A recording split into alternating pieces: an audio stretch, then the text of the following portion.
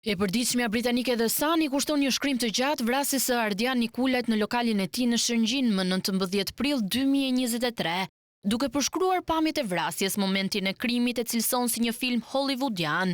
Në thelb të shkrimit, historia e vrasjes përshkruhet se ndodhi për shkak të akmarrjes, për të cilën shkruan se është kod i lashtë i shqiptarëve, por këtë radhë me ndryshime pasi u përdor skuadër e huaj vrasëse. Hakmarrja lidhej mes dy familjeve, Lex Takaj dhe Nikulaj, ndërkohë që në Britani të Madhe po zhvillohen gjyqje për ekstradimin e britanikëve të arrestuar, si autor dhe bashkëpunëtor të krimit. The Sun udhëtoi në Shqipëri dhe takoi familjar të fisit Nikulaj, të cilët hapën dosjen e provave që sipas tyre tregon ku qëndronte pas vrasjes. Për të Afrika e hakmarrjes nuk ka përfunduar ende dhe sipas vëllait të Ardian Nikulajt, për kokën e tij paguar 1.7 milion pound nga persona që janë të gatshëm të pranojnë kontratën. Eveja Ardianit, Rudina Nikulaj, apelon se vrasjet duhet të ndalen teksa lutet për ekstradimin e autorëve britanik që të ketë drejtësi. Ndërsa vëllai i Ardian Nikulajt, Arbeni, thosë se jeton çdo ditë me frikë. Ai u tha gazetarëve të The Sun se çdo natë i puth fëmijët pa i ditur, nëse do t'i shoh përsëri në mëngjes prej akmarrjes.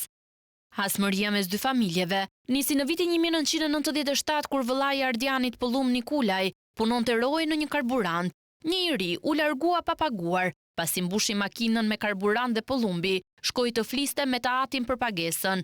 Disa orë më vonë 7 persona të armatosur mbërritën, duke vrarë Pëllum Nikulajn dhe pronarin e biznesit. Pas kësaj ngjarje u shënuan dy vrasje të tjera të familjes Lex Takaj dhe një i treti armatosur nga e njëjta familje, pasi u ngrit prit ndaj xhaxhait të Pëllumbit.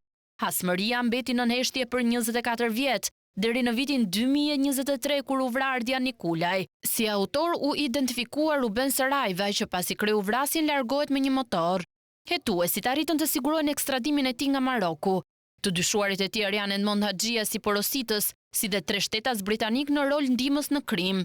The Sun takoi një ekspert shqiptar të krimit të organizuar, i cili deklaroi se përpjekjet për ta eliminuar Ardian Nikulajn nisën që herët, por askush nuk pranoi 1.7 milion pound, ndaj vrasësi u kërkua nga jashtë Shqipërisë. Ai tha se Ardiani ishte paralajmëruar, rriti sigurinë, por në të vetmin vend ku lëvizte paroje u vra.